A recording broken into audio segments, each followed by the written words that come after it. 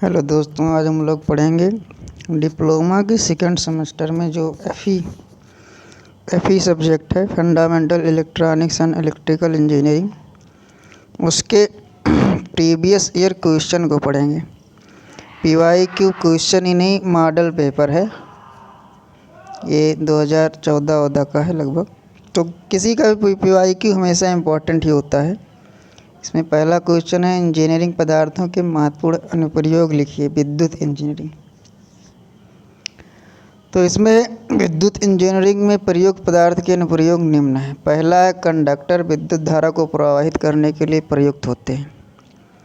तांबा, एल्यूमिनियम, ये सब क्या है? कंडक्टर हैं। इंसुलेटर क्या होता है? विद्युत धारा को रोकने के लिए, जैसे माइका और पोर्सिलेन होता है। सब रटने वाली चीज़ें भाई साहब, क्योंकि केमिस्ट्री और हिस्ट्री ऐसी बेवफा, रात भर पढ़ो दिन में सफ़ा, रटना ही पड़ता है। तो ये फंडामेंटल भी थोड़ा केमिस्ट्री से रिलेटेड है ये सब चीज़ें। तो सेमी कंडक्टर इलेक्ट्रॉनिक यंत्रों में प्रयुक्त होते हैं। ये सेमी कंडक्टर जो होते हैं, अर्धचालक, जर्मेनियम और सिलिकॉन, ये सब क्या हैं हमारे, एक बार देखते हैं। इंजीनियरिंग में प्रयुक्त होने वाले पदार्थ, विद्युत में, इंजीनियरिंग के साथ साथ विद्युत इंजीनियरिंग में, मैग्नेटिक मटेरियल, ट्रांसफार्मर, मोटर, ये क्या है? मैग्नेटिक यानी चुंबकीय मटेरियल है, जनरेटर में प्रयुक्त होते हैं। इसके अलावा इलेक्ट्रिक पदार्थ क्या होते हैं? कैपेसिटर व अन्य यंत्रों में प्रयुक्त होते हैं। इलेक्ट्रिक पदार्थ जो होते हैं, कैपेसिटर जो पंखे में लगता है, वह अन्य। आगे क्या है कि निम्नलिखित के पदार्थों के विद्युत तथा यांत्रिक गुणों के कारण उन्हें इंसुलेटर के रूप में प्रयोग किया जाता है। लिखिए, इनके किन यांत्रिक गुणों के कारण उन्हें इंसुलेटर के रूप में प्रयोग किया जाता है विद्युत में। तो माइका क्या है? उत्तर में देखें हम लोग, माइका उच्च ताप सहनशीलता है इसमें, इसीलिए इंसुलेटर के रूप में प्रयोग किया जाता है। अच्छा इलेक्ट्रॉनिक गुण है, तापरोधक।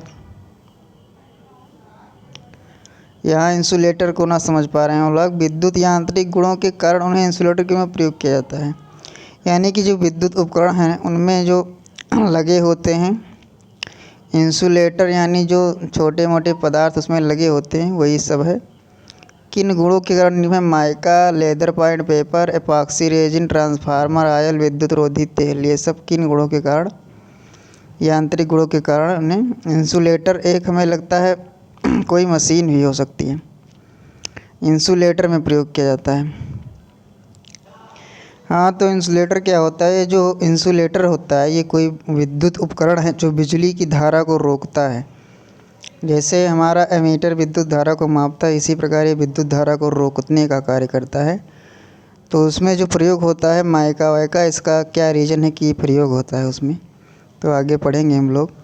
माइका उच्च ताप सहनशीलता है, इसीलिए इसका प्रयोग करते हैं। अच्छा इलेक्ट्रिक गुण है, ये देखिए कॉमन मिल गया। अच्छा इलेक्ट्रिक गुण जो है, ये आप किसी भी पैराग्राफ में लिख सकते हैं। ट्रांसफार्मर ऑयल किसी भी में भी लिख सकते हैं। अच्छा इलेक्ट्रिक गुण ये सब में कॉमन हो सकता है, क्योंकि ये ऐसा शब्द ही है। तापरोधक है, तापरोधक मतलब ताप को रोकने वाला, ताप को सहनशील करने वाला या रोकने वाला। लेदर पॉइंट देखें, लेदर पेपर जो होता है लचीलापन होता है। लेदर पेपर जो है लचीलापन के कारण प्रयोग होता है। हल्का, सस्ता, अच्छी इंसुलेटिंग क्षमता होता है इसमें, ये अच्छी प्रकार से मतलब बिजली को रोकता है। एपॉक्सी रेजिन उच्च यांत्रिक शक्ति, नमी रोधी, अच्छे इलेक्ट्रिक गुण। देखा, हमने बोला था ये कॉमन है, तो हर पैराग्राफ में इसे देखने को मिल जाएगा। अच्छा इलेक्ट्रिक गुण। उच्च यांत्रिक शक्ति, ये भी लगभग कॉमन शब्द है। अब कॉमन शब्द को आप लोग ज़्यादा ध्यान देंगे। नमी रोधी। ट्रांसफार्मर ऑयल में क्या होता है? आर्किंग से सुरक्षा, कूलिंग और इंसुलेशन दोनों कार्य करता है। ट्रांसफार्मर ऑयल जो है, ऑयल होता है एक प्रकार का तेल, तो इसमें लिख सकते हैं उसमें मशीनों को चलाने में भी इंसुलेशन दोनों कार्य करता है, कूलिंग करता है ये, आर्किंग। तो विद्युत रोधी तेल जो होता है ट्रांसफार्मर व स्विच गियर में इंसुलेशन व ताप नियंत्रण के लिए उपयोग होता है।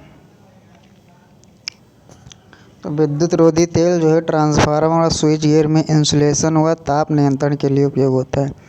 इंसुलेशन का मतलब ही होता है विद्युत को रोकने वाला। ये विद्युत रोधी, ये हिंदी में इसका मतलब होता है विद्युत रोधी। इंसुलेशन एक इंग्लिश शब्द है। तो ट्रांसफार्मर और स्विच गियर में ताप को रोकने वाला या ताप नियंत्रण के लिए उपयोग होता है विद्युत या ताप। उसके बाद क्या है, अगला क्वेश्चन आ गया हमारा, CRGO सीट क्या है, यहाँ कहाँ यह प्रयोग होता है, उपयोग लिखिए। तो कोल्ड रोल्ड ग्रेन ओरिएंटेड इसका फुल फॉर्म है, ये भी इम्पोर्टेंट है। Cold rolled grain oriented seat एक प्रकार की सिलिकॉन सीट है जिसे विशेष प्रक्रिया से ठंड रोल करके बनाया जाता है। एक प्रकार की सिलिकॉन सीट होती है कोल्ड रोल्ड ग्रेन ओरिएंटेड, जिसे ठंड रोल करके बनाया जाता है। इसका प्रयोग ट्रांसफार्मर कोर में, ट्रांसफार्मर के कोने पे किया जाता है, मोटर व जनरेटर के कोने पे, कोर में। उपयोग देखेंगे, ऊर्जा क्षय को कम करता है, उच्च चुंबकीय गुण है। क्या है ये, CRGO। मोटर जनरेटर के कोर में उपयोग देखेंगे, ऊर्जा क्षय को कम करता है, उच्च चुंबकीय गुण है, ट्रांसफार्मर की दक्षता बढ़ाता है।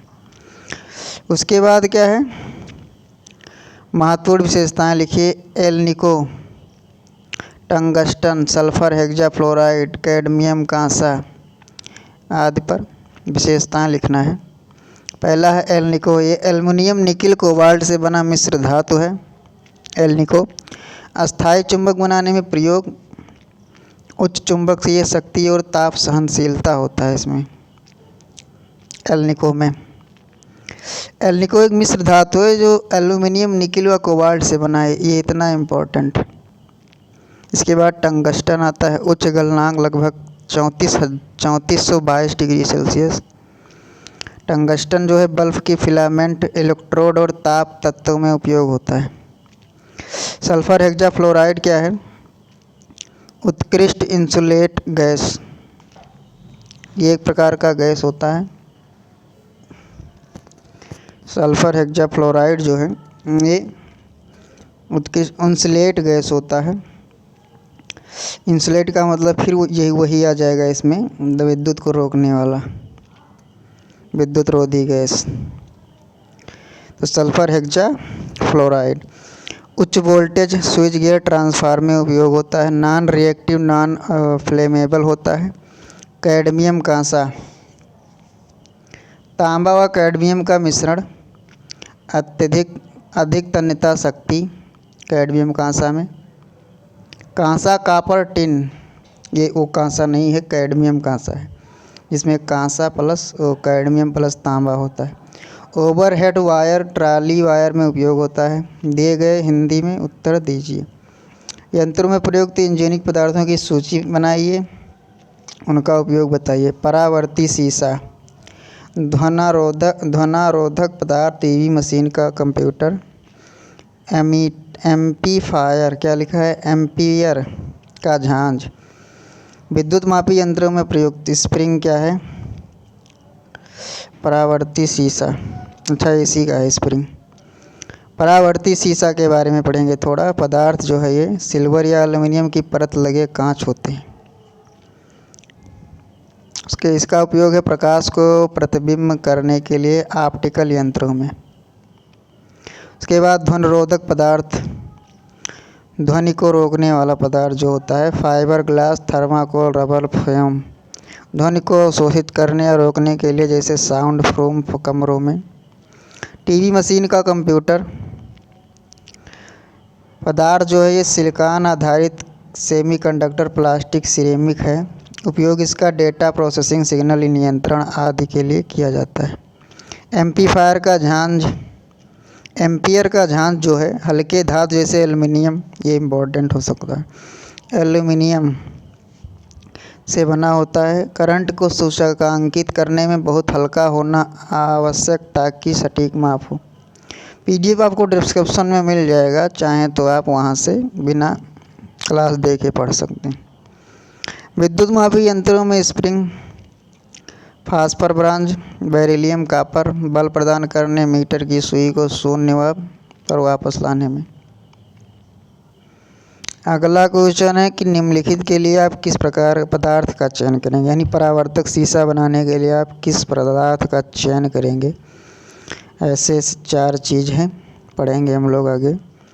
परावर्तन शीशा के लिए हम लोग कांच पर चांदी या एल्युमिनियम की परत का प्रयोग करेंगे, कारण प्रकाश को अच्छी तरह परावर्तित करता है परावर्तक शीशा जो है। उसके बाद जो है ध्वनिरोधक एवं अवशोषक पदार्थ चयन इसके लिए किसका प्रयोग करेंगे, फाइबर, ग्लास या रबर या फोम। ये ध्वनि की ऊर्जा को शोषित कर लेते हैं। थर्मल स्टेबिलिटी वाला पदार्थ, इसके लिए चयन करेंगे सिरेमिक, माइका, टंगस्टन। कारण क्या है इसका, उच्च ताप सहनशीलता, तापीय रूप से स्थिर, उच्च चालकत्व एवं उच्च तापीय चालकता वाले पदार्थ।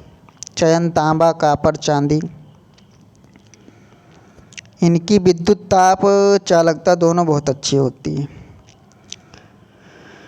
उसके बाद पदों संक्षिप्त में इसका समझाना है। पराविद्युत शक्ति या किसी इंसुलेटिंग पदार्थ की अधिकतम विद्युत शक्ति होती है जिसे वह बिना टूटे सहन कर सकता है। इसे केबी प्रति एमएम में मापा जाता है। माइका की पराविद्युत शक्ति बहुत अधिक होती है। सतत प्रतिरोध,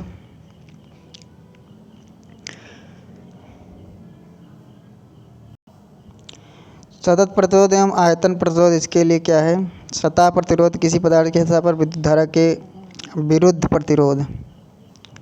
इसको केवल समझाना है कि सतत प्रतिरोध एवं आयतन प्रतिरोध होता क्या है। तो सतह प्रतिरोध क्या होता है, किसी पदार्थ की सतह पर विद्युत धारा के विरुद्ध प्रतिरोध सतत प्रतिरोध कहलाता है। आयतन प्रतिरोध क्या होता है, पदार्थ के पूरे आयतन में विद्युत धारा के विरुद्ध प्रतिरोध। इसे इंसुलेटर की गुणवत्ता को दर्शाता है। ये थर्मल स्टेबिलिटी, ये इम्पोर्टेंट है। या किसी पदार्थ की वह क्षमता होती है जिसमें वह उच्च तापमान पर अपने भौतिक रासायनिक गुणों को बिना बदले बनाए रखे। ये वेरी इंपॉर्टेंट है, ये आएगा मैं लिखित देता हूँ। ऊष्मा चालकता एवं ऊष्मा द्रव्यता। ऊष्मा चालकता क्या होता है, किसी पदार्थ द्वारा गर्मी को संचालित करने की क्षमता। ऊष्मा द्रव्यता गर्मी के प्रसार की दर या ऊष्मा चालकता घनत्व विशिष्ट ताप पर निर्भर करती है। निम्नलिखित के लिए उपयुक्त विद्युत इंजीनियरिंग पदार्थ सुझाइए, एक कारण बताइए। भूतार के लिए क्या है सामग्री, ताप गैल्वेनाइज्ड आयरन, यानी पृथ्वी में जो तार लगाया जाता है वो गैल्वेनाइज्ड आयरन व तांबा से बनाया जाता हुआ तार होता है। कारण क्या है इसका, उच्च चालकता, टिकाऊपन और जंग रोधक गुण होता है इसमें। डीसी मशीन कम्यूटेटर सामग्री तांबा और माइका से बनाया जाता है। माइका माने अभ्रक। तांबे की उच्च चालकता और माइका की उत्कृष्ट इंसुलेटिंग क्षमता। इंसुलेटिंग का मतलब हमेशा ही लोग रखेंगे आप लोग, हमेशा विद्युत रोधी होता है। स्विच अथवा सर्किट ब्रेकर के संपर्क सामग्री सिल्वर, एलॉय, टंगस्टन। कारण क्या है इसका, स्विच या सर्किट ब्रेकर्स के संपर्क, इसको बनाने के लिए हम सिल्वर, एलॉय या टंगस्टन का प्रयोग करते हैं। इसका कारण जो है चिंगारी रोधी, उच्च चालकता, कम ऑक्सीकरण होता है इन सब पदार्थों में। एमीटर का झान जो है एल्यूमिनियम बनाने के लिए, हमें लगता है रिपीट होने लगा है। एल्यूमिनियम सामग्री इसका क्या है, एल्यूमिनियम हल्का, चुंबकीय क्षेत्र में कम प्रभाव, तेज प्रक्रिया। विद्युत मापी यंत्रों में बल उत्पन्न करने के लिए स्प्रिंग सामग्री है। बेरिलियम कॉपर, अच्छा इंसुलेटिंग गुण, करंट से प्रभावित न होना, दीर्घायु। सुपर चालकता से आप क्या समझते हैं, ये सब इम्पोर्टेंट आ गया यहाँ पे। सुपर चालकता एक ऐसी अवस्था होती है जिसमें कुछ पदार्थ शून्य प्रतिरोध के साथ विद्युत धारा को प्रवाहित करते हैं। यह अवस्था बहुत निम्न तापमान पर प्राप्त होती है। सुपर चालकता की परिघटना बहुत अधिक उपयोग क्यों नहीं हो पा रही है। सुपर चालकता सामान्यतः अत्यंत निम्न ताप जैसे 273 डिग्री के समीप पर ही होती है। सुपर चालकता आप लोग समझ गए होंगे, यह शून्य ताप, शून्य प्रतिरोध पर प्रवाहित होती है मतलब सुपर चालकता का मतलब यही है कि प्रतिरोध शून्य रहे किसी तार में, उसमें धारा प्रवाहित हो। यह बहुत ही निम्न तापमान होने पर ही संभव है। सुपर चालकता की परिघटना बहुत अधिक उपयोग क्यों नहीं हो पा रही है? क्योंकि ये निम्न तापमान पर संभव है ना, इसीलिए। सुपर चालकता सामान्यतः अत्यंत निम्न तापमान पर जैसे 273 डिग्री के समीप होती है, इसीलिए ये तापमान ऐसे तापमान को बनाए रखना महंगा और कठिन होता है। विशेष उपकरणों और इंसुलेशन की आवश्यकता होती है, इसीलिए यह प्रयोग सीमित है। यही मैंने बताया था आपको ऊपर, तापमान को बनाए रखना महंगा और कठिन होता है। हाँ, संभव भी नहीं है इतना। हाँ, महंगा होगा क्योंकि होते हैं ऐसे इंजीनियरिंग विद्युत। किसी विद्युत मशीन की अनवरत रेटिंग तथा अल्पकालिक रेटिंग से आप क्या समझते हैं? अनवरत रेटिंग वह क्षमता होती है जिस पर मशीन को बिना रुके लंबे समय तक चलाया जा सकता है। कंटिन्यूअस रेटिंग, इसको इंग्लिश में ज़्यादा पढ़ेंगे तो फ़ायदा रहे। अल्पकालिक रेटिंग, शॉर्ट टाइम रेटिंग, वह अधिकतम क्षमता जिस पर मशीन थोड़े समय के लिए चल सकती है बिना क्षति के। ये सब इम्पोर्टेंट है जो मैं बता रहा हूँ, इम्पोर्टेंट ये भी, ये दोनों अति इम्पोर्टेंट है, आ भी सकता है। शॉर्ट टाइम रेटिंग और कंटिन्यूअस या शॉर्ट टाइम रिपीट कर लेंगे आप लोग, क्या फायदा। यह रेटिंग किन कारकों पर निर्भर करता है? मशीन की शीतलन क्षमता। यहाँ देखेंगे अनवरत रेटिंग में क्या होता है कि बिना रुके लंबे समय तक और अल्पकालिक थोड़े समय के लिए चल सकती है बिना क्षति के मशीन। दोनों लगभग सेम ही चीज़ है। हाँ, वो बिना रुके चल सकती है, ये बहुत अल्प समय के लिए चलती है। हाँ, रेटिंग किन कारकों पर निर्भर करती है? मशीन की शीतलन क्षमता, वाइंडिंग का तापमान, लोड की प्रकृति, संचालन का समय अंतराल। अर्धचालक प्रतिरोधी में अंतर लिखिए। अर्धचालक यानी सेमीकंडक्टर और प्रतिरोधी। अर्धचालक में क्या लिखेंगे कि चालकता मध्यम होती है, और प्रतिरोधी में रेसिस्टर में क्या लिखेंगे? विद्युत चालकता बहुत कम होती है। तापमान बढ़ाने पर चालकता बढ़ती है, अर्धचालक का है। तापमान बढ़ने पर चालकता घटती है, ये विद्युत प्रतिरोधी का है। अर्धचालक के उदाहरण क्या हैं? Silicon, germanium antimony. प्रतिरोधी के उदाहरण क्या हैं? मैग्नीन, कार्बन, ये प्रतिरोधी के उदाहरण हैं। अर्धचालक के उपयोग है डायोड, ट्रांजिस्टर में अर्धचालक का प्रयोग किया जाता है। इंटीग्रेटेड सर्किट आईसी क्या हो? हाँ, आईसी में भी इसका प्रयोग करते हैं अर्धचालक का। उसके बाद क्वेश्चन 8 नंबर है, घूर्णनशील विद्युत मशीन की कोर के लिए प्रयुक्त चुंबकीय पदार्थ। तो सिलिकॉन, स्टील, फेराइट, ये घूर्णनशील विद्युत मशीन के कोर के लिए चुंबकीय पदार्थ है। सिलिकॉन, स्टील और फेराइट। फेराइट फेरस लोहे से बनता है। तुलना है सिलिकॉन, स्टील और फेराइट की तुलना क्या है? सिलिकॉन स्टील में लिखेंगे विद्युत चालकता अधिक होती है। फेराइट में लिखेंगे विद्युत चालकता, इंसुलेटर, बहुत कम होती है विद्युत चालकता। चुंबकीय हानि होती है इसमें, सिलिकॉन स्टील में चुंबकीय हानि कम होती है। फेराइट में चुंबकीय हानि बहुत कम होती है। इसमें देखिए सिलिकॉन स्टील में लिखेंगे लागत सस्ती होती है, फेराइट में लिखेंगे लागत महंगी होती है। बाकी आप लोग पढ़ लेंगे। और फेराइट उच्च आवृत्ति पर श्रेष्ठ होती है, निष्कर्ष। और जबकि कार्यों में सिलिकॉन स्टील पर्याप्त है, सामान्य कार्यों में सिलिकॉन स्टील ही पर्याप्त है। फेराइट एक उच्च आवृत्ति पर श्रेष्ठ होती है। विद्युत अभियंत्रण में पारे का उपयोग लिखिए। तो मरकरी आर्क रेक्टिफायर में इसका प्रयोग होता है, मरकरी आर्क रेक्टिफायर में। एसी को डीसी में बदलने में दूसरा उपयोग इसका, पारे का उपयोग इम्पोर्टेंट है। अन्य उपयोग थर्मामीटर में, बैरोमीटर में, स्विच में, दबाव नापने वाले यंत्रों में, ये सब इम्पोर्टेंट है। स्विच में इसका प्रयोग होता है पारे का, पहली बार सुना है मैंने। इतना ही है, धन्यवाद। आप लोग इतना देर बने रहे क्लास में। ये सारे क्वेश्चन इम्पोर्टेंट हैं, आप लोग पढ़ के जाइएगा। बेस्ट ऑफ द लक, कल एग्ज़ाम है, हम लोग पढ़ेंगे। धन्यवाद। PDF डिस्क्रिप्शन में मिल जाएगा। Thank you.